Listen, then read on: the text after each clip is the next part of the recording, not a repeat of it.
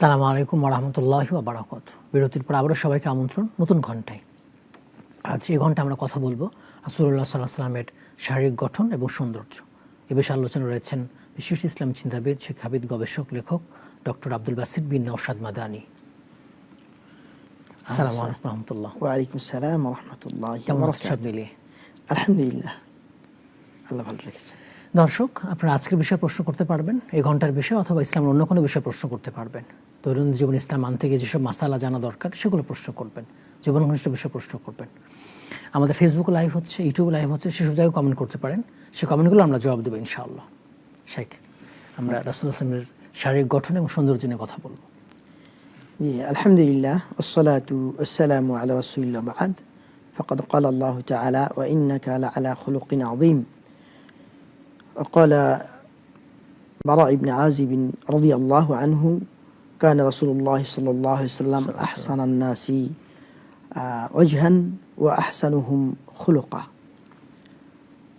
আল্লাহ তাআলা নবী সাল্লাল্লাহু আলাইহি ওয়াসাল্লামকে যে শারীরিক গঠন এবং যে সৌন্দর্য দান করেছিলেন, এটি একটি বিরল দৃষ্টান্ত।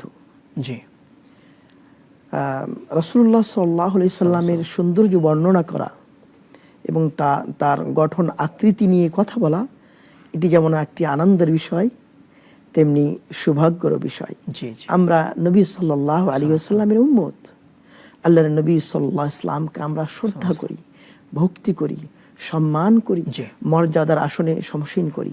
তাছাড়া আল্লাহর নবী সাল্লাল্লাহু আলাইহি সাল্লামকে আমরা অনুসরণ করতে আল্লাহর পক্ষ থেকে নির্দেশিত। জি, জি। সুতরাং আল্লাহর নবী সাল্লাল্লাহু আলাইহি সাল্লামের মানে গঠন, শারীরিক গঠন বর্ণনা এবং সৌন্দর্য বর্ণনা, এটি উম্মতের একটি দায়িত্ব। তো আমরা যদি সামগ্রিক দিক থেকে নবী সাল্লাল্লাহু আলাইহি ওয়াসাল্লামের শারীরিক গঠন এবং সৌন্দর্য বর্ণনা করি, তাহলে নিঃসন্দেহে আল্লাহর নবী সাল্লাল্লাহু আলাইহি ওয়াসাল্লামের সাহাবা ইকরাম বিশুদ্ধ হাদিসে যে কথাগুলি বর্ণনা করেছেন সেগুলি আমাদের জন্য যথেষ্ট। জি, জি। আল্লাহর নবী সাল্লাল্লাহু আলাইহি ওয়াসাল্লামের সাহাবী বারা ইবনে আযিব রাদিয়াল্লাহু তাআলা বলছেন, কানা রাসূলুল্লাহ সাল্লাল্লাহু আলাইহি ওয়াসাল্লাম আহসানান নাসি ওয়াজহা। আল্লাহর নবী সাল্লাল্লাহু আলাইহি ওয়াসাল্লাম সর্বাধিক তিনি সুন্দর চেহারার লোক ছিলেন, জি, ব্যক্তিত্ব ছিলেন। জি, ওয়া আহসানুহুম খুলুকা, এবং দুনিয়ার মধ্যে সর্বশ্রেষ্ঠ চরিত্রওয়ালা ব্যক্তিত্ব ছিলেন। তো এই ছিল রাসূলুল্লাহ সাল্লাল্লাহু আলাইহি ওয়াসাল্লামের সামগ্রিক দিক থেকে। তবে আপনার কাব ইবনে মালিক রাদিয়াল্লাহু তাআলা আনহু তিনি আরেকটু স্পষ্ট করেছেন, ওয়াকানা ইযা সুররা রাসূলুল্লাহ সাল্লাল্লাহু আলাইহি ওয়াসাল্লাম ইস্তানারা ওয়াজহু। আল্লাহর নবী সাল্লাল্লাহু আলাইহি ওয়াসাল্লাম যখন তিনি খুশি হতেন, আনন্দিত হতেন, তার চেহারাটা এতটাই আলোকিত হতো, উজ্জ্বল হতো, দীপ্তিময় হতো যে তার চেহারা যেন একটা একখণ্ড চাঁদ ফুটে উঠেছে। সুবহানাল্লাহ। তো সেই জন্য নবী সাল্লাল্লাহু আলাইহি ওয়াসাল্লামের সৌন্দর্য এতটাই বেশি ছিল যে এক দেখাই মানুষ বিমুগ্ধ হয়ে যেতেন। তো আল্লাহ রাসূল সাল্লাল্লাহু আলাইহি ওয়াসাল্লামকে এই সৌন্দর্য, এই গঠন আকৃতি আল্লাহ রাব্বুল আলামিন তাকে দান করেছিলেন। একটা গুরুত্বপূর্ণ একটি বিষয় যে নবী সাল্লাল্লাহু আলাইহি ওয়াসাল্লামের শারীরিক এই গঠন এবং সৌন্দর্যের বাইরে আরেকটা চমৎকার দিক ছিল, যেটা আল্লাহ নবী সাল্লাল্লাহু আলাইহি ওয়াসাল্লামের সাহাবা ইকরাম বিভিন্নভাবে তারা বর্ণনা করেছেন। সেটা হলো রাসূলুল্লাহ সাল্লাল্লাহু আলাইহি ওয়াসাল্লাম এর শরীর থেকে সুগন্ধি ছড়াতো। এটা একটা সুন্দর দিক। একটা মানুষ আকৃতি সুন্দর, চেহারা সুন্দর, দেখতে ভালো, সুদর্শন, কিন্তু তার চেহারা থেকে যদি দুর্গন্ধ বের হয়, কতটা মানে বিরক্তকর। কিন্তু আল্লাহর নবী সাল্লাল্লাহু আলাইহি ওয়াসাল্লামের শরীর থেকে সুগন্ধ বের হতো। আনাস ইবনে মালিক, যিনি আল্লাহর নবী সাল্লাল্লাহু আলাইহি ওয়াসাল্লামের খুব কাছের মানুষ ছিলেন, খুব নিকটের মানুষ ছিলেন, 10 বছর খিদমত করেছেন, সেই সাহাবী আনাস ইবনে মালিক রাদিয়াল্লাহু তাআলা বলছেন, মা শামামতু আম্মারান ওয়ালা মিসকান ওয়ালা আতিয়াবু মিন রিহি রাসূলিল্লাহি সাল্লাল্লাহু আলাইহি ওয়াসাল্লাম। এটি বিশুদ্ধ বর্ণনা, মুসলিম শরীফের বর্ণনা। আনাস ইবনে মালিক রাদিয়াল্লাহু তাআলা বলেন যে আমি এমন কোনো মিসক আম্বার, এমন কোনো সুগন্ধি আমি পাইনি, বা আমি দেখিনি যেটা আল্লাহর নবী সাল্লাল্লাহু আলাইহি ওয়াসাল্লামের চেয়ে অধিক সুগন্ধিময় হতে পারে। তো একটু দেখেন, দুনিয়াতে বহু মানুষ সুন্দর রয়েছে কিন্তু সুগন্ধিময়। আল্লাহর নবী সাল্লাল্লাহু আলাইহি ওয়াসাল্লাম যখন কোনো জায়গা দিয়ে হাঁটতেন তখন বোঝাই যেত যে মানে কতটা মানে সুগন্ধি ছড়তো। সেজন্য যখন আল্লাহর নবী যেতেন তারপরে পরেই সাধারণ মানুষ উপলব্ধি করতেন এখানে নিশ্চয়ই রাসূলুল্লাহ সাল্লাল্লাহু আলাইহি ওয়াসাল্লাম গিয়েছেন। এভাবে আমরা উপলব্ধি করতে পারি। এই ছিল মোটামুটি পর্যায়ে আল্লাহর নবী সাল্লাল্লাহু আলাইহি ওয়াসাল্লামের সামগ্রিক সুন্দর এবং গঠনের দিক থেকে। আরেকটা আমরা হাদিস পাই যে সুগন্ধি দিক থেকে আল্লাহ রাসূল সাল্লাল্লাহু আলাইহি ওয়াসাল্লামের সাহাবী তিনি বলেছেন লাকাদ কানা আরকুহু আতিয়াবু মিনাল মিস্ক। আল্লাহর নবী সাল্লাল্লাহু আলাইহি ওয়াসাল্লামের যে ঘাম, শরীরের যে ঘাম, সেটাও মূলত মিস্ক আম্বারের চেয়ে সুগন্ধিময় ছিল। তো শারীরিকভাবে শরীর থেকে যে আপনার সুগন্ধি বের হতো, এটা ঘামটাও দুর্গন্ধ হতো না। জি, ঘামটাও দুর্গন্ধ ছিল না, ঘামটাও দুর্গন্ধ ছিল না, বরং এই ঘামটা সুগন্ধি মিস্ক আম্বারের চেয়েও বেশি সুঘ্রাণ ছড়াতো সাল্লাল্লাহু আলাইহি ওয়াসাল্লাম। তো এই ছিল, আমরা যদি সামগ্রিক দিক থেকে আলী রাদিয়াল্লাহু তাআলা আনহুর উক্তিটা আমরা যদি মোটামুটি লক্ষ্য করি, তাহলে তিনি বলেছেন লাম আরা ক্বাবলাহু ওয়ালা বা'দাহু মিসলহু সাল্লাল্লাহু আলাইহি ওয়াসাল্লাম। আলী রাদিয়াল্লাহু তাআলা আনহু তিনি বলেছেন আল্লাহর নবীর আগে এবং পরে আমি তার মতো আর কাউকে দেখিনি। সুবহানাল্লাহ। আল্লাহর নবী সাল্লাল্লাহু আলাইহি ওয়াসাল্লামের সৌন্দর্য, গঠনাকৃতি, তার সুঠাম দেহ সম্পর্কে এই সার্বিক দিক থেকে, সামগ্রিক দিক থেকে সাহাবায়ে কেরাম এভাবে বর্ণনা করেছে। আমরা যদি রাসূলুল্লাহ সাল্লাল্লাহু আলাইহি ওয়াসাল্লামের সৌন্দর্য এবং গঠনাকৃতির যে বিস্তারিত যদি রূপ আমরা লক্ষ্য করি, একজন মানুষের শারীরিকভাবে সৌন্দর্যের দিক থেকে যদি বর্ণনা করতে হয়, তাহলে তার চেহারা, তার রূপ, তার উচ্চতা, তার মাথা কেমন, তার চেহারা কেমন, তার চোখ কেমন, তার বুক কেমন, তার হাতগুলি কেমন, তার কি নরম প্রকৃতির কিনা, তার পা কেমন, এই সব দিক থেকে, তার ভ্রু কেমন, কপাল কেমন ছিল, সব কিছু কি করে নির্ভর করে একটা সৌন্দর্য ফুটিয়ে তোলার জন্য।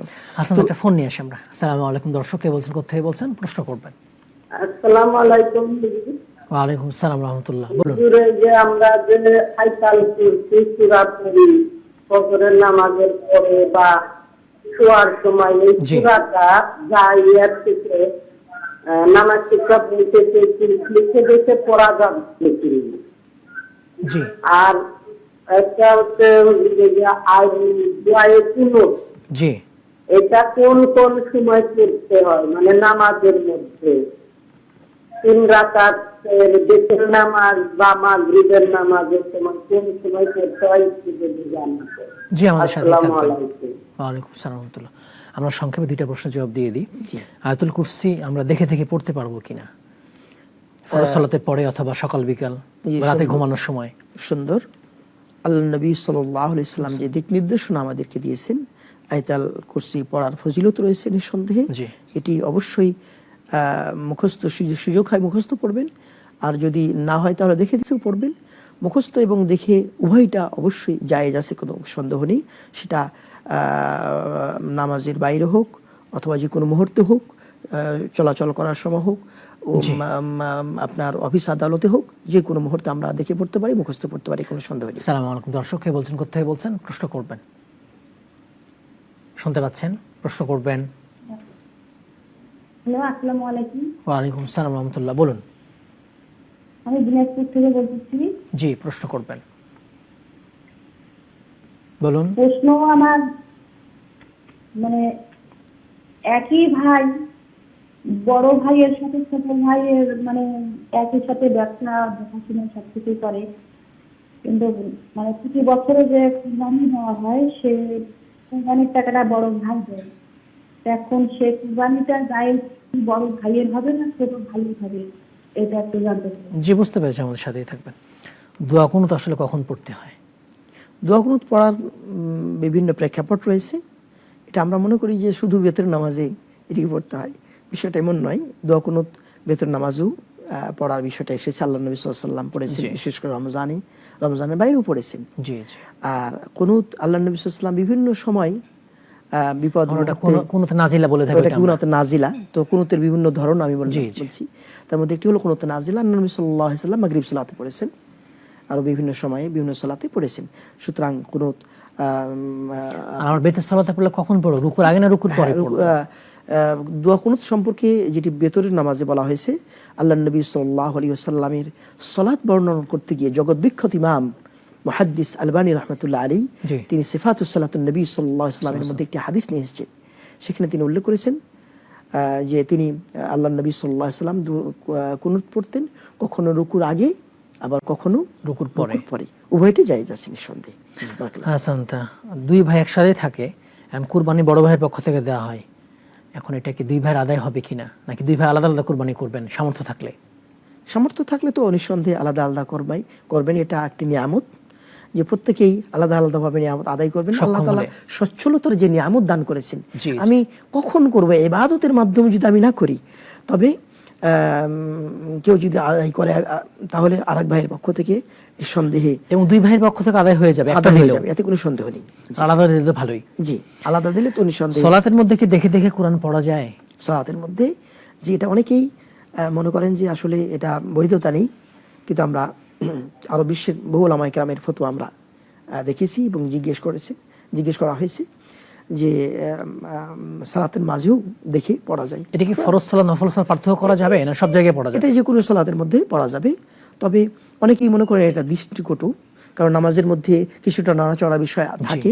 তো এই ক্ষেত্রে যদি এমন কিছু ব্যবস্থাপনা থাকে যে নাড়াচড়ার হাত বা এভাবে সরানোর প্রয়োজন নেই, তাহলে তো এটা বেটার, এতে কোনো সন্দেহ নেই। আর মুখস্থ পড়লে তো আরো নামাজের মধ্যে যে একটা খুশু যেটা বিনম্র ভাব, নম্রতা, সেটা নিঃসন্দেহে ফুটে ওঠে মুখস্থের মধ্যে। আর কেউ যদি ওভাবে না পড়তে পারে, তাহলে তার জন্য সুযোগ আছে, জায়েজ রয়েছে। হাসান, আসসালামু আলাইকুম। দর্শক কে বলছেন, কোথা থেকে বলছেন, প্রশ্ন করবেন?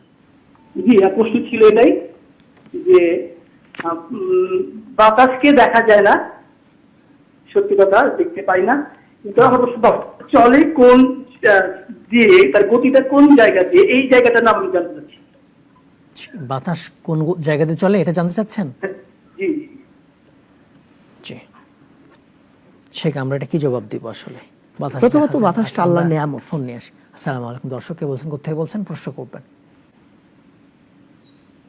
জি, প্রশ্ন করবেন, শুনতে পাচ্ছেন, প্রশ্ন করবেন। আমার প্রশ্নটা হচ্ছে, আমার এখন ওই স্বামী উনি মানে পরে আমার চায় না, তারপর থেকে আপনার ফোনটা অস্পষ্ট, কেটে কেটে আসছে। আপনি আরেকবার প্রশ্ন করবেন, বোঝা যাচ্ছে না আপনার কথাগুলো, কেটে কেটে আসছে। আরেকবার বলুন প্লিজ। আপনি আরেকবার ফোন দিবেন কেটে।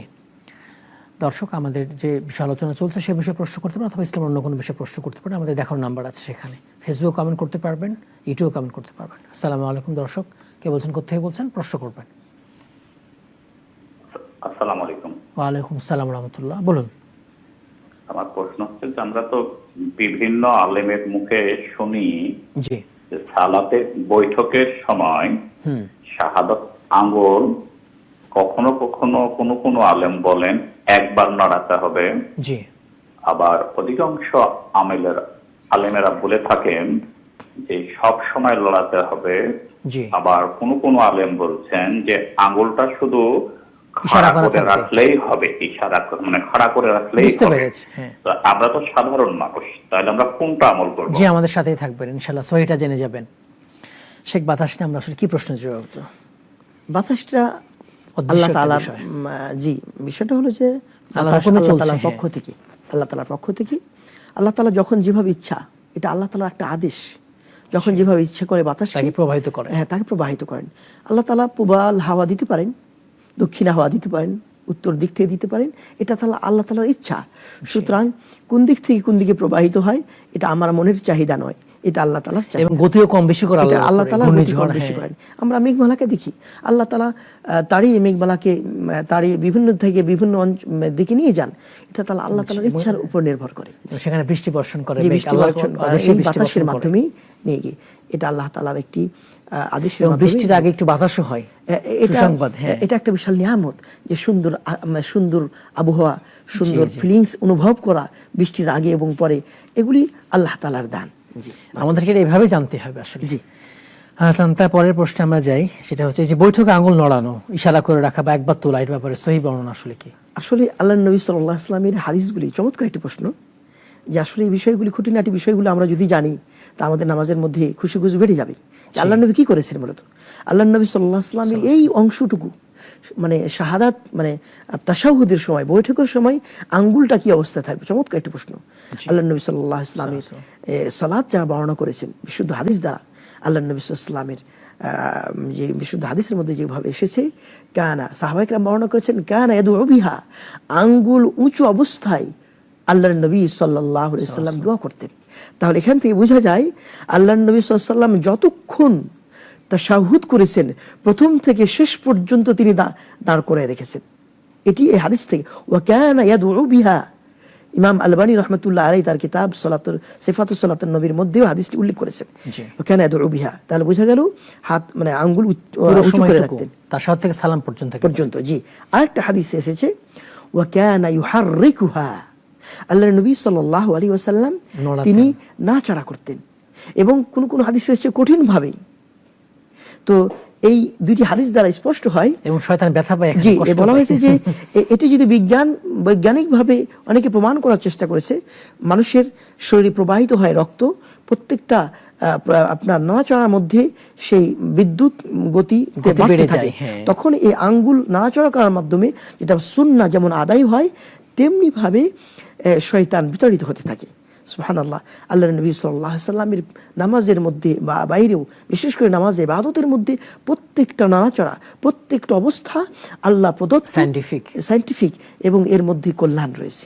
তাহলে রাসূল সাল্লাল্লাহু আলাইহি ওয়াসাল্লাম থেকে আমরা দুইটা পাচ্ছি, নড়াতেন আর ইশারা করে রাখতেন। ইশারা করে, হঠাৎ করে আশহাদু আল্লা ইলাহা ইল্লাল্লাহ, এটা কোন বর্ণনা পাওয়া যায়? আমরা এই দুইটা বর্ণনা থেকে তাই আমরা বুঝতে পারি দুইটা অবস্থা। জি, বারাকাল্লাহু ফিকুম। আসান, আমরা আলোচনা যাব ইনশাআল্লাহ। জি, আমরা কি সামনের দিকে আগে আলোচনা? জি, আমরা আল্লাহর নবী সাল্লাল্লাহু আলাইহি ওয়াসাল্লাম সামগ্রিক সৌন্দর্য এবং গঠন আকৃতি নিয়ে কিছু কথা বললাম। আমরা যদি এখন বিস্তারিত কিছু, আমরা বিরতির পর ইনশাআল্লাহ বাকি অংশ শুনবো। আচ্ছা, বিস্তারিত ইনশাআল্লাহ বিরতির পর। ঠিক আছে। দর্শক, আপনারা দেখছেন নাগরিক টিভি প্রাচ্যক আয়োজন জানবো জানাবো ইসলামের সমাধান। সময় হলো আরেকবার বিরতি, একটু পরে ফিরবো, আমাদের সঙ্গে থাকবেন ইনশাআল্লাহ।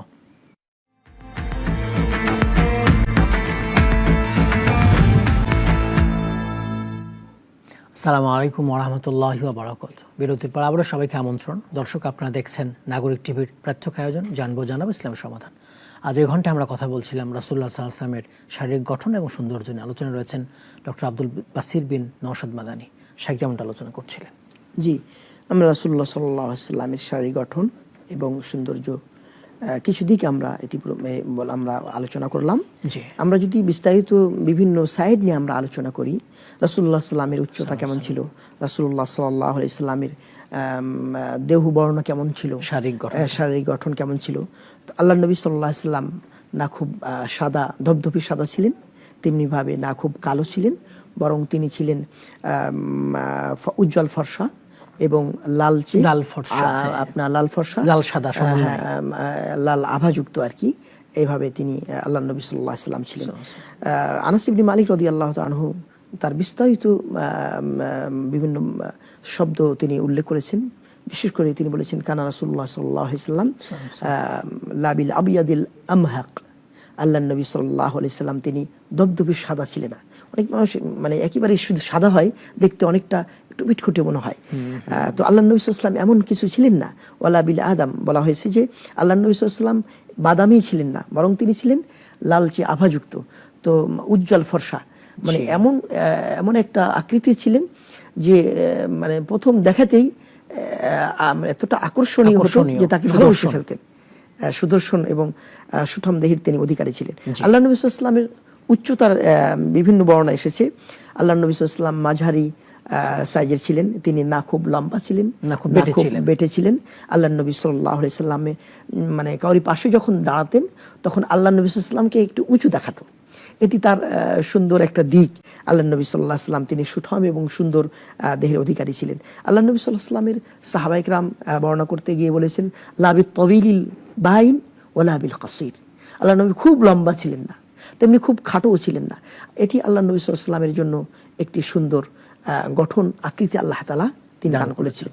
আল্লাহ নবী সাল্লাল্লাহু আলাইহি সাল্লাম মাথা এবং মুখমণ্ডল, আল্লাহ নবী সাল্লাল্লাহু আলাইহি সাল্লামের মাথা অনেক কিছুটা বড়, তবে সামঞ্জস্যপূর্ণ। এমন না যে বিশাল বড় কিন্তু একটু দেখতে খারাপ দেখায়, না।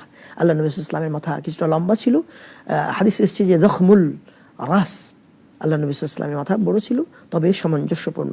তেমনি আল্লাহ নবী সাল্লাল্লাহু আলাইহি সাল্লাম তিনি খানিকটা মানে যেমন মাথা লম্বা ছিল তেমন মুখমণ্ডল সুন্দর আকৃতি ছিল। হাদিস এসেছে কান্নাহু কিতাআতু কামার, আল্লাহ নবী সাল্লাল্লাহু আলাইহি সাল্লামের চেহারাটা, মুখমণ্ডলটা এক টুকরো চাঁদ, সুবহানাল্লাহ, এরকম মনে হতো। তো আল্লাহ নবী সাল্লাল্লাহু আলাইহি সাল্লাম তার কপাল ছিল প্রশস্ত, মানে কপালের মধ্যে তার কোনো চুল বেশি ছিল না। অনেকে আছে যে কপাল প্রশস্ত কিন্তু চুলে ভরা, এরকম ছিল না। আল্লাহ নবী সাল্লাল্লাহু আলাইহি সাল্লামের সাহাবায়ে কেরাম বর্ণনা করেছেন আজলাল জাবিন।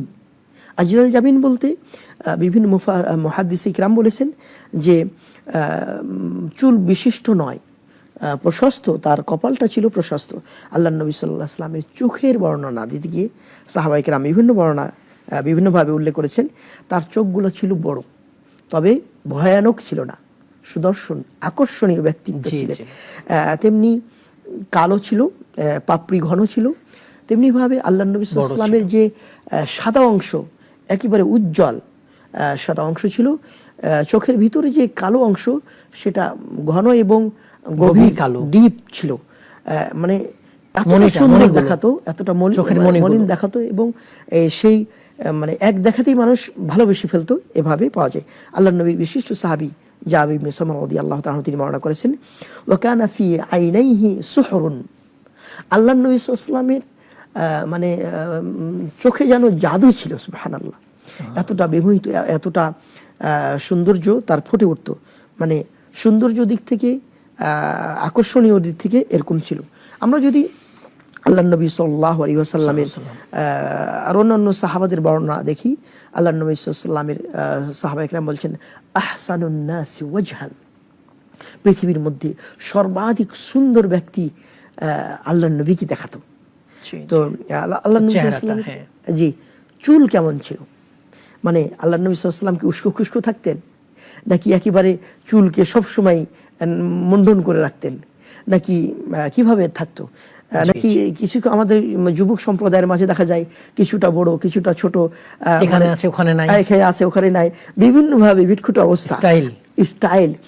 এটা বিষয়ে আল্লাহ নবী সাল্লাল্লাহু আলাইহি ওয়াসাল্লামের চুল কিভাবে রাখতেন, আদর্শ হিসাবে আমরা মানে কাকে নিব?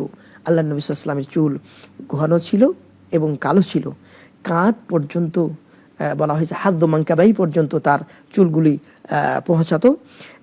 একেবারে কোকড়ানো না, একেবারে সোজাও না, মাঝামাঝি আল্লাহ নবী সাল্লাল্লাহু আলাইহি ওয়াসাল্লামের চুলগুলো ছিল।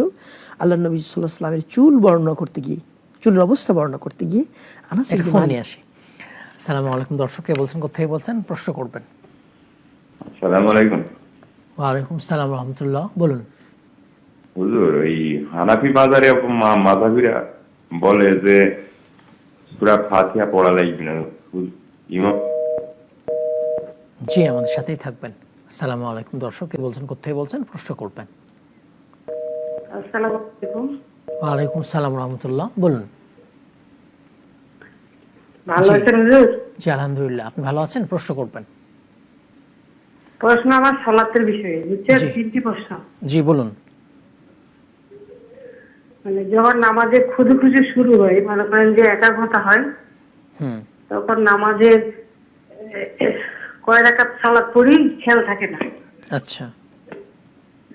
আর দ্বিতীয় প্রশ্ন হচ্ছে যে মহিলা মানুষ আমরা সারাদিন তো বাসায় থাকি, কোন জিকির আছে সারাক্ষণ মুখের মধ্যে থাকবে, যেমন লা হাওলা ওয়ালা কুওয়াতা ইল্লা বিল্লাহ। বুঝতে পেরেছি, পরের আর প্রশ্ন আছে? সুবহানাল্লাহি ওয়া বিহামদিহি আর প্রশ্ন আছে বলুন। তাকফিরুল্লাহ মানে কোনটা হুজুর কোনটা করলে সবসময় ভালো মানে ভালো হবে আর কি? বুঝতে কোনটা পেরেছি। বেশি উত্তম? বুঝতে পেরেছি। আর কোনো প্রশ্ন আছে? জি, আমাদের সাথেই থাকবেন। আসসালামু আলাইকুম। দর্শক কে বলছেন, কোথা থেকে বলছেন, প্রশ্ন করবেন। আসসালামু আলাইকুম। ওয়ালাইকুম সালাম। জি বলুন। জি, প্রশ্ন করবেন।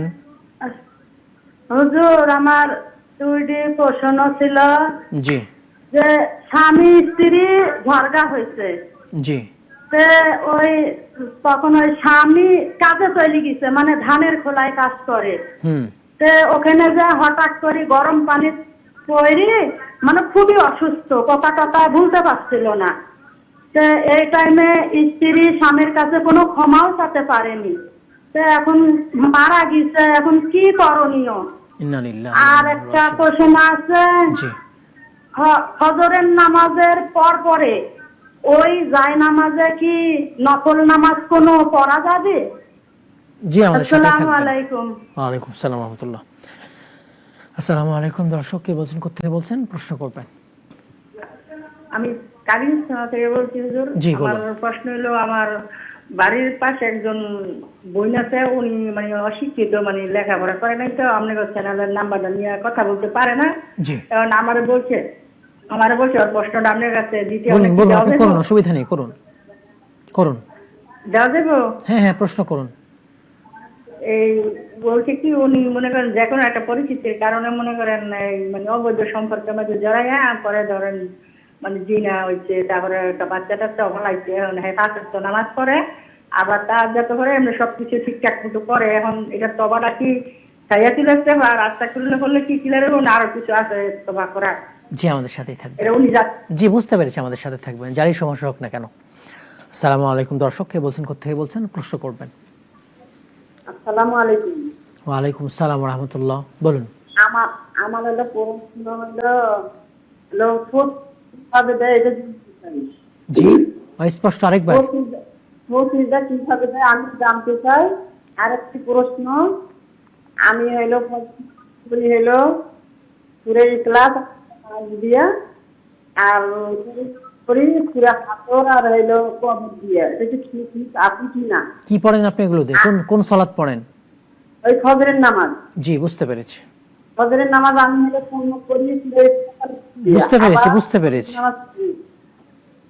জি, আমাদের সাথেই থাকবেন। আসসালামু আলাইকুম। দর্শক কে বলছেন, কোথা থেকে বলছেন, প্রশ্ন করবেন। আসসালামু আলাইকুম। ওয়ালাইকুম সালাম রাহমাতুল্লাহ। হুজুর, আমি কুমিল্লাতে বলছিলাম। হুজুর, জি বলুন। জি বলুন। হুজুর আমি বলছিলাম ওই যে আল্লাহ যদি নিয়ামতটা বাড়াইয়া দেয় শুকরিয়া আদায় করার জন্য জি মানে কি কি আমল করতে পারি, আর যদি নিয়ামতটা একটু অভাব থাকে তাহলে এইটার জন্য আমরা কি কি চাইতে পারি আল্লাহর কাছে? জি, বুঝতে পেরেছি, আমাদের সাথেই থাকবেন। শেখ, আমরা সালাত ইমামের পিছনে সূরা ফাতিহা পড়বো কিনা, কোরআন সহিহ সুন্নাহ কি বলছে? যে এ বিষয়ে বাংলাদেশে বা বাংলাদেশের বাইরেও বিভিন্ন মানুষের মাঝে এটা একটা মতনৈক্য আমরা লক্ষ্য করি, আলেম সমাজের মধ্যে একটা মতনৈক্য লক্ষ্য করি। আল্লাহ নবী সাল্লাল্লাহু আলাইহি ওয়াসাল্লামের সালাতের বর্ণনা বিভিন্ন সাহাবায়ে কেরাম দিয়েছেন, তিনি নিজেও বিভিন্ন হাদিসে, বিশুদ্ধ হাদিসে বর্ণনা এসেছে। নিঃসন্দেহে আমরা এখানে কয়েকটি মত আমরা পাই, তিনটি মত উল্লেখযোগ্য মত পাই। একটি মত হলো যে জাহরি এবং সিররি, সেটা প্রকাশ্য এবং অপ্রকাশ্য। যেমন জোহর সালাত অপ্রকাশ্য, মাগরিব সালাত প্রকাশ্য, যেটা উচ্চ আওয়াজে আমরা শুনতে পাই, সর্ব অবস্থায় পড়তে হবে, একটি মত পাওয়া যায়। আর একটি মত পাওয়া যায় যে জাহরি সালাতগুলিতে উচ্চ কণ্ঠে সেগুলিতে না পড়া এবং সিরিগুলোতে পড়া। হ্যাঁ, সিরিগুলোতে পড়া। আরেকটি মত যেটি কোনো সময় না পড়া। তো প্রথম মতটি হলো এটি দলিলের ভিত্তিতে এটি আমার কাছে গ্রহণযোগ্য। জি, আমার কাছে গ্রহণযোগ্য মনে হচ্ছে। সর্বাধিক সব দিক মানে সাররি এবং জাহারি দিক থেকে, জাহারি প্রকাশ্য এবং অপ্রকাশ্য, যে উচ্চ আওয়াজে হোক অথবা নীরবে হোক, এটা করতে হবে। আপনার সূরা ফাতিহা পড়তে হবে, যেটা আল্লাহ নবী সাল্লাল্লাহু আলাইহি ওয়াসাল্লামের অসংখ্য হাদিস দ্বারা প্রমাণিত। লা সালাতা লিমান লাম ইয়াকরা বিফাতিহাতিল কিতাব। আল্লাহ নবী সাল্লাল্লাহু আলাইহি ওয়াসাল্লাম, ওই যে আয়াতটা দিয়ে দলিল দেওয়া হয় যে সালাতে যখন কোরআন পড়া হয়, আস্তামিউ লাহু ওয়ানসিতু, যখন কোরআন পড়া হয় তোমরা স্তব্ধ সহকারে শ্রবণ করো। তো এটি ছিল আম একটি দিক নির্দেশনা আল্লাহ তাআলার। কাফেররা আল্লাহ নবী সাল্লাল্লাহু আলাইহি ওয়াসাল্লামের কোরআন পড়লে তারা হট্টগোল করতো, তারা বিশৃঙ্খলা সৃষ্টি করতো, যাতে করে কোরআনের দিক নির্দেশনাগুলা কোরআন না বুঝে কোরআন না শ্রবণ করে। এটি আম দৃষ্টিকোণ থেকে আল্লাহ তাআলার একটি ফরমান। তবে আল্লাহ নবী সাল্লাল্লাহু আলাইহি ওয়াসাল্লামের সালাতের বর্ণনা করতে গিয়ে তিনি এটিকে খাস করে দিয়েছেন, যেটি নামাজের অবস্থা বর্ণনা করেছেন যে লা সালাতা, নামাজের অস্তিত্বকে আল্লাহ নবী অস্বীকার করেছেন যে ফাতিহা সূরা ছাড়া, লা সালাতা লিমান লাম ইয়াকরা বিফাতিহাতিল কিতাব। এবং সাহাবীরা একসময় সালাত কিরাত করছিলেন, রাসূল সাল্লাল্লাহু আলাইহি ওয়াসাল্লাম বললেন যে, জি ওই হাদিসটা আমি বলছি, আল্লাহ নবী সাল্লাল্লাহু আলাইহি ওয়াসাল্লাম ফজরের সালাতে তিনি নামাজ পড়ছিলেন। নামাজ পড়ার পরে তিনি নামাজ শেষে সালাম ফিরে বললে, তোমাদের কে এমন আছে যে কিরাত পড়ছিলে? আল্লাহ নবী সাল্লাল্লাহু আলাইহি ওয়াসাল্লাম আল্লাহ নবী সাল্লাল্লাহু আলাইহি ওয়াসাল্লাম কথা বলার পর সাহাবায়ে কেরাম একটু ভয় পেয়ে গেলেন, যে লজ্জিত হলেন। তখন আল্লাহ নবী সাল্লাল্লাহু আলাইহি ওয়াসাল্লাম বললেন যে উম্মুল কিতাব, উম্মুল কোরআন ছাড়া তোমরা পড়বে না।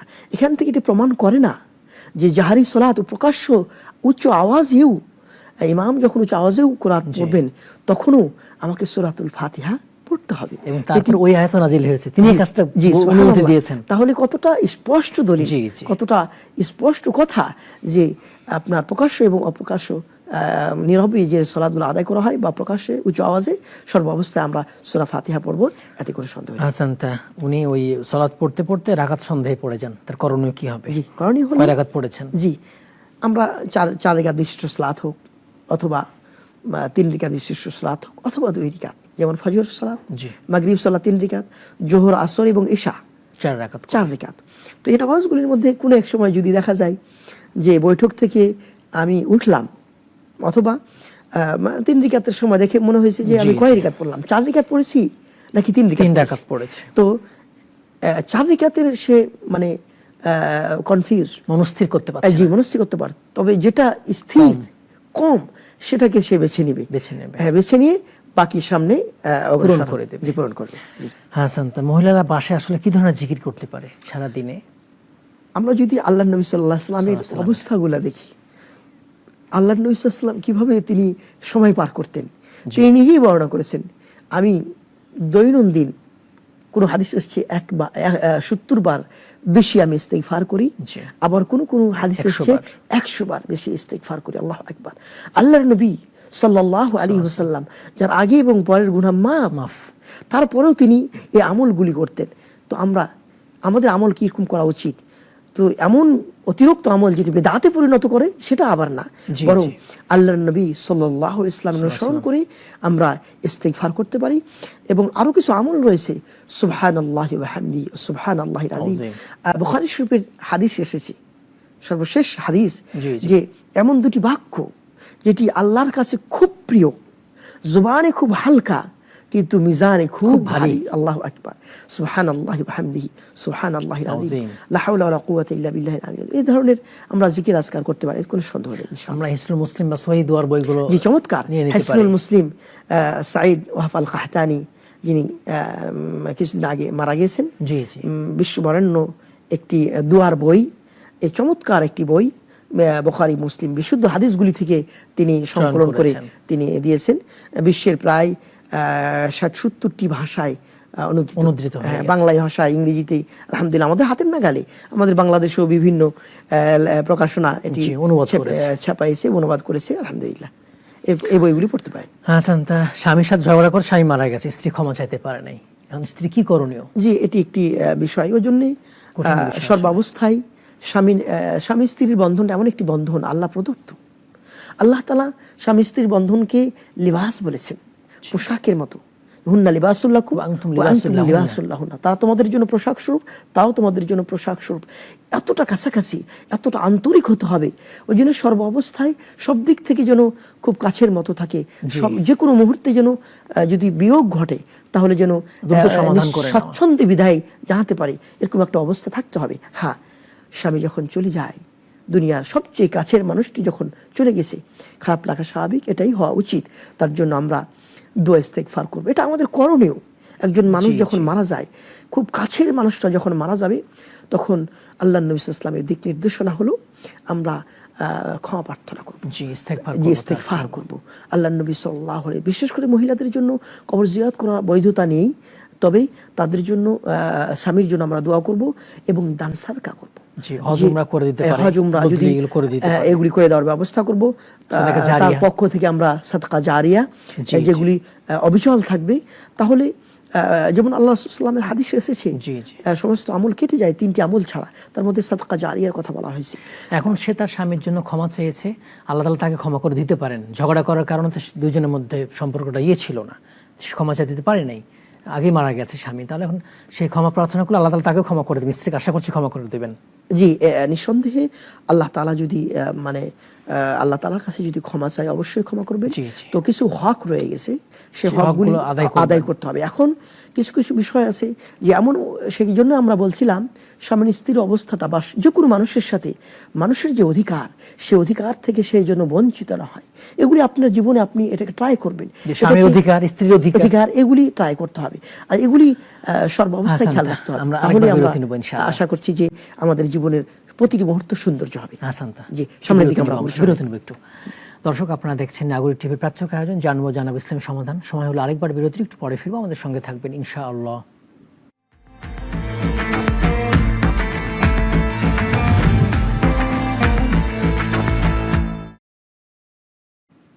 আসসালামু আলাইকুম ওয়া রাহমাতুল্লাহি ওয়া বারাকাতুহু। বিরতির পর আবার সবাইকে আমন্ত্রণ। দর্শক, আপনারা দেখছেন নাগরিক টিভির প্রতিদিন আয়োজন জানবো জানাবো ইসলাম সমাধান। আজ কথা বলছিলাম রাসূলুল্লাহ সাল্লাল্লাহু আলাইহি ওয়াসাল্লামের শারীরিক গঠন এবং সৌন্দর্য নিয়ে। আলোচনা রয়েছেন ডক্টর আব্দুল বাসির মাদানী। শেখ, আমাদের আরেকটা প্রশ্ন ছিল, সেটা হচ্ছে ফজর সালাত আদায় করার পরে ওই মুসাল্লাতে বা জায়নামাজে বসে আমরা নফল সালাত আদায় করতে পারবো কিনা? জি, চমৎকার একটি প্রশ্ন। আল্লাহ নবী সাল্লাল্লাহু আলাইহি ওয়াসাল্লামের আদর্শ ছিল, তিনি ফজরের সালাত আদায় করার পর সূর্যোদয় হওয়া পর্যন্ত তিনি অপেক্ষা করতেন। কারণ সালাতুল ইশরাক আদায় করে, সূর্যোদয়ের পর যে সালাত, সে সালাত আদায় করে আল্লাহ নবী সাল্লাল্লাহু আলাইহি ওয়াসাল্লাম বিদায় নিতেন। তো যদি আমরা আল্লাহ নবী সাল্লাল্লাহু আলাইহি ওয়াসাল্লামের যে আদর্শ অনুযায়ী আমি লক্ষ্য করি যে কোনো মানুষ যদি ফজরের আগের 2 রাকাত সুন্নাত আদায় করতে পারে নাই, হ্যাঁ, সময় চলে গেছে, অথবা ঘুম থেকে দেরি করে উঠছে, ইকামত হয়ে গেছে, এখানে একটা জিনিস লক্ষ্য করা যায়, ইকামত হয়ে যাওয়ার পরেও আমরা সুন্নাত শুরু করে দিই। এটি আসলে আল্লাহ নবী সাল্লাল্লাহু আলাইহি ওয়াসাল্লামের হাদিস থেকে এটি প্রমাণ পাওয়া যায়, বরং এর বিপরীত কিছু প্রমাণ পাওয়া যায়। আল্লাহ নবী সাল্লাল্লাহু আলাইহি ওয়াসাল্লাম বলেছেন, ইয়া কিমাতিস সালাহ ফালা সালাতা ইল্লাল মাকতুবা। যখন নামাজের ফরজ সালাতের ইকামত হয়ে যায়, ফরজ সালাত ছাড়া আর কোনো নামাজ নেই, সেই ক্ষেত্রে আমরা বলতে পারি যে সে সুন্নাত আদায় না করে বরং ফরজ সালাতের সাথে জামাতে শামিল হবে, এবং এই সালাত শেষ হয়ে ওই আগের 2 রাকাত যদি থাকে, তাহলে সে যদি এমন হয় যে সূর্য উদয়ের পরে সে পড়বে, সেটা করতে পারে। আর ফজর সালাতের পরে, জামাতের পরে আদায় করতে পারে, সময় থাকলে আদায় করে নিতে পারে, এতে কোনো সন্দেহ নেই। জি, হাসান, তাহলে উনি সূর্যটা পরে ইশরাক আদায় করবেন। জি। কেউ যদি অজ্ঞতার কারণে ব্যভিচার করে ফেলে, সন্তানও চলে আসে, এখন তার তাওবা করার পদ্ধতি কেমন হবে? নিঃসন্দেহে এটি একটি গর্হিত কাজ। জি, এটি ইসলাম সাপোর্ট করে না, কাবিরা গুনাহ। আল্লাহ নবী সাল্লাল্লাহু আলাইহি ওয়াসাল্লাম কাছে যে ওহী এসেছে, কুলিল মুমিনিনা ইয়াগুদ্দু মিন আবসারিহিম, মুমিনরা যেন তাদের চোখে অবনত রাখে, এবং মুমিনাত মহিলাদেরকেও আল্লাহ তাআলা আদেশ করেছেন, কুলিল মুমিনাত ইয়াগুদ্দুনা মিন আবসারিহিম। পুরুষকে যেমন আল্লাহ তাআলা আদেশ করেছেন, তেমনি ভাবে নারীদেরকে আদেশ করেছেন। এটা কেন করেছেন? যাতে করে এই জেনা ব্যভিচার থেকে মানুষ বাঁচা যায়, বন্ধ হয়ে যায়। তো কেউ যদি এই পাপের সাথে জড়িয়ে পড়ে, জেনা ব্যভিচার করে ফেলে, তাহলে নিঃসন্দেহে তাকে তওবা নাসুহ করতে হবে। এই কাবিরা গুনাহ থেকে বেঁচে থাকতে হলে এমন তওবা যে এই কাজের দিকে আর কখনো জড়াবে না, কখনো করা যাবে না। তার যদি সে একনিষ্ঠভাবে আল্লাহকে রাজি খুশি করার জন্য সে একনিষ্ঠভাবে তওবা করে, আল্লাহ তাআলা তার তওবা কবুল করতে পারেন। আল্লাহ তাআলার কাছে সবকিছু সম্ভব। সুতরাং আমি বলবো যে তওবা নাসুহ, একনিষ্ঠভাবে তওবা করুন, সেই পাপের দিকে আর ফিরে যাওয়ার কোনো ধরনের যেন আশা আকাঙ্ক্ষা তৈরি না হয়, তাহলে আল্লাহ তাআলা অবশ্যই আপনার গুনাহ মাফ পাপকে ক্ষমা করে দিবেন এবং তওবা কবুল করবেন বলে আশা করছি ইনশাআল্লাহ।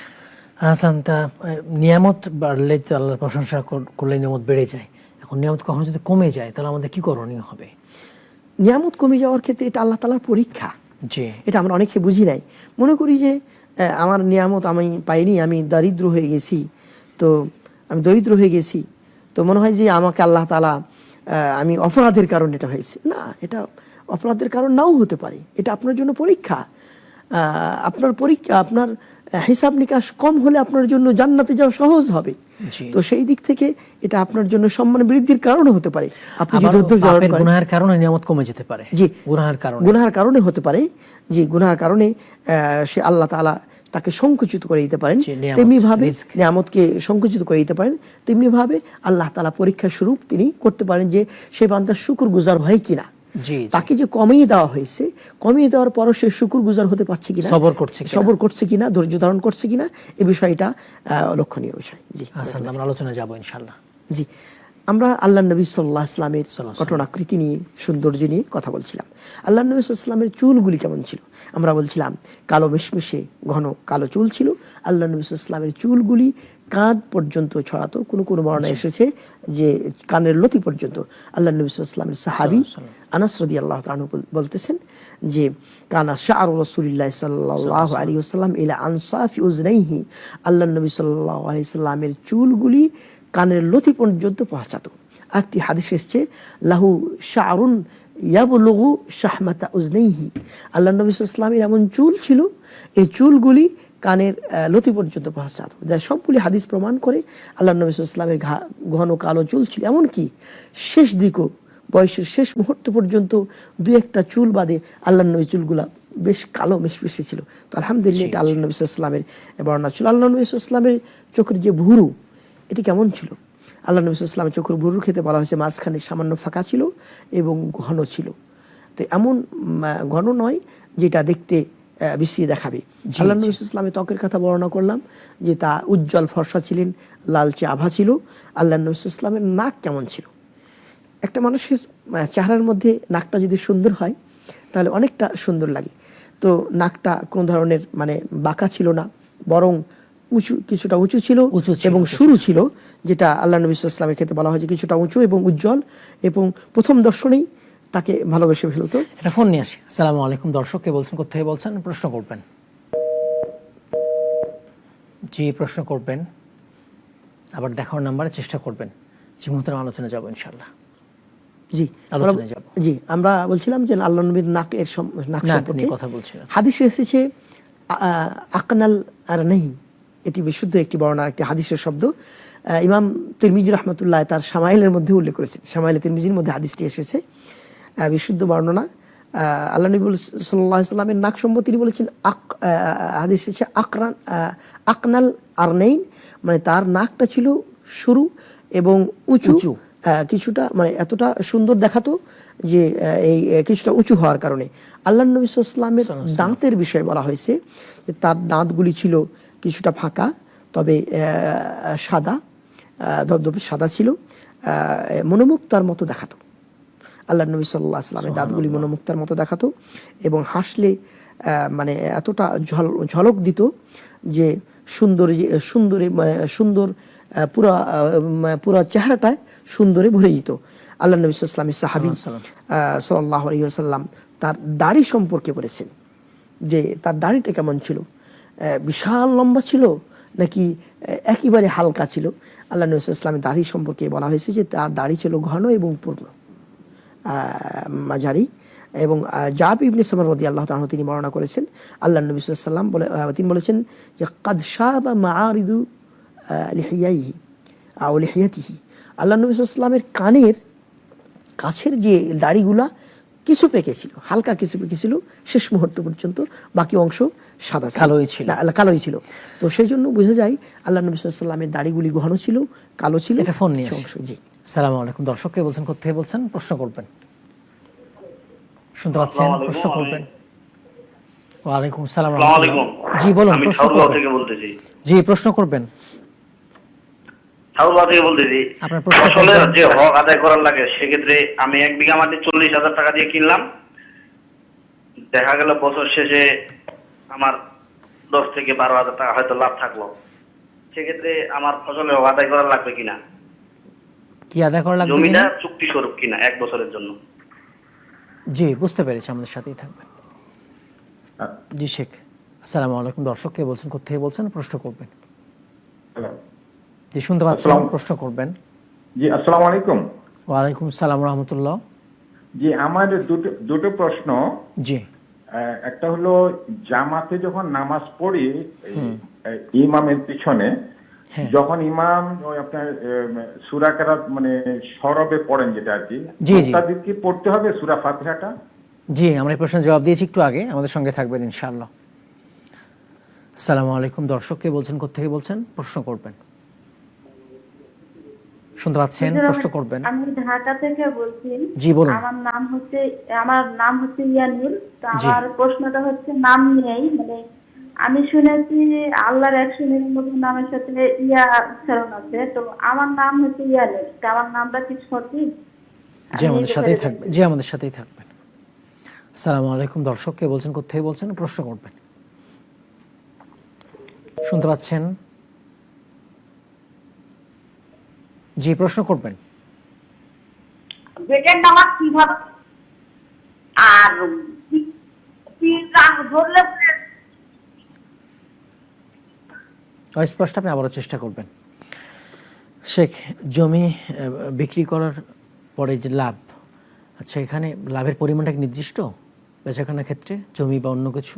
যে কোনো জিনিসের ক্ষেত্রে আপনার লাভের পরিমাণ নির্দিষ্ট বলে কোনো কিছু নেই, যে আপনি আপনার সুবিধা মতো বিক্রি করলে দুই পক্ষের কথাবার্তার মাধ্যমে সে যদি সন্তুষ্ট থাকে, তবে কোনো কথার মধ্যে ফাঁকফোকর না থাকে, যেটা আপনার জমির মধ্যে নেই সেটা আপনি ছলচাতুর করে সেটাকে গোপন করলে আল্লাহ নবী সাল্লাল্লাহু আলাইহি ওয়াসাল্লাম নিষেধ করেছেন।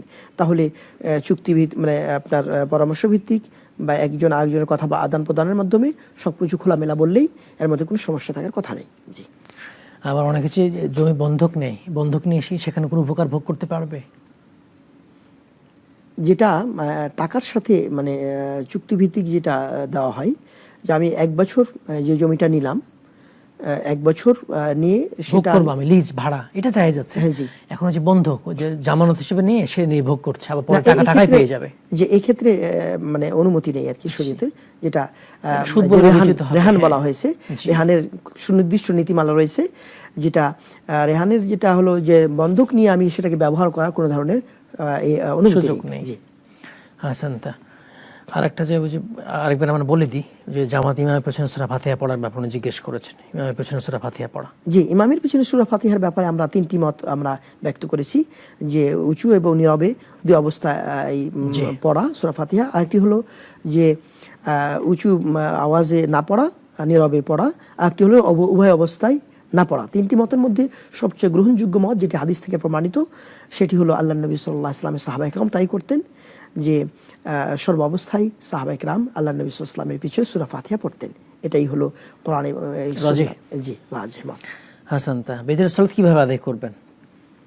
বেতের সালাত আদায়ের ক্ষেত্রে আল্লাহ নবী সাল্লাল্লাহু আলাইহি ওয়াসাল্লাম মাগরিবের সালাতের বিপরীত করতে বলেছেন।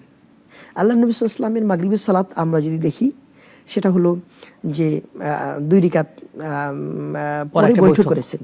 তাহলে 2 রাকাত পরে বৈঠক না করা, আর আল্লাহ নবী সাল্লাল্লাহু আলাইহি ওয়াসাল্লাম এটা বুঝে যায়। আর মাগরিব সালাতে আরেকটা কি পার্থক্য হতে পারে? তো এটা যদি দেখি, আল্লাহ নবী সাল্লাল্লাহু আলাইহি ওয়াসাল্লাম 2 রাকাত পরে না বসার ক্ষেত্রে তাহলে আমরা 2টি পন্থা অবলম্বন করতে পারি। এক হলো 3 রাকাত পরে এক বৈঠক করা। জি জি। আরেকটা হলো 2 রাকাত পরে সালাম পড়ে সালাম ফিরে আরেক রাকাত পড়া। তাহলে 2 অবস্থা করলে মাগরিব সালাতের বিপরীত হয়ে যায়। আল্লাহ নবী সাল্লাল্লাহু আলাইহি ওয়াসাল্লাম থেকে এটা প্রমাণিত, অসংখ্য সাহাবায়ে কেরাম এই বর্ণনাটি বা এই পদ্ধতিটি বর্ণনা করেছেন। আশা করি এটি, এবং আমরা 1 থেকে 11 রাকাত পর্যন্ত যে কোনো বেতের সালাত আদায় করতে পারবো। জি, 1 3 5 7 9 11 আল্লাহ নবী সাল্লাল্লাহু আলাইহি ওয়াসাল্লামের, এবং হাদিস দ্বারা সাব্যস্ত সর্বনিম্ন যেটা উত্তম বলা হয়েছে, উত্তমের ক্ষেত্রে যেটা বলা হয়েছে সেটা 3 রাকাত বলা হয়েছে। তবে 1 রাকাত জায়েজ, এত কোনো সন্দেহ নেই, এটি করতে পারি। আর এই যে এমন পর্যন্ত আপনাকে অনেক ধন্যবাদ, আপনি আমার মূল্যবান সময় দিয়েছেন, সুন্দর আলোচনা করেছেন, জাযাকুমুল্লাহ খাইর। বারাকাল্লাহু ফিকুম। দর্শক, আমরা এই ঘন্টা আজ কথা বলছিলাম রাসূলুল্লাহ সাল্লাল্লাহু আলাইহি ওয়াসাল্লাম শারীরিক সৌন্দর্য, শারীরিক গঠন নিয়ে কথা বলছিলাম। আলোচনা ছিলেন ডক্টর আব্দুল বাসিত বিন নওশাদ মাদানী। মুহতারাম সুন্দর আলোচনা করে দিয়েছেন। রাসূলুল্লাহ সাল্লাল্লাহু আলাইহি ওয়াসাল্লাম আসলেই সুদর্শন ছিলেন, সুঠামদের অধিকারী ছিলেন, নিখুঁত তার সৌন্দর্য ছিল, আকর্ষণীয় ছিল। মোহতারাম যেমনটা আলোচনা করছিলেন, সাহাবেরা রাসূলুল্লাহ সাল্লাল্লাহু আলাইহি ওয়াসাল্লাম দেখলে তার সাহাবীদের চোখ জুড়িয়ে যেত, অন্তর প্রশান্ত হয়ে যেত। এজন্য রাসূলুল্লাহ সাল্লাল্লাহু আলাইহি ওয়াসাল্লাম এর শারীরিক গঠন সৌন্দর্য আলোচনা করে শেষ করা নয়, ভাষায় প্রকাশ করার নয়। আমরা রাসূলুল্লাহ সাল্লাল্লাহু আলাইহি ওয়াসাল্লামকে সুন্দর হিসাবে জানবো এবং তাকে ভালোবাসবো, তার আদর্শ অনুসরণ করবো। আল্লাহ তাআলা আমাদের তৌফিক দান করুন। আমিন। আসসালামু আলাইকুম ওয়া রাহমাতুল্লাহি ওয়া বারাকাতুহু।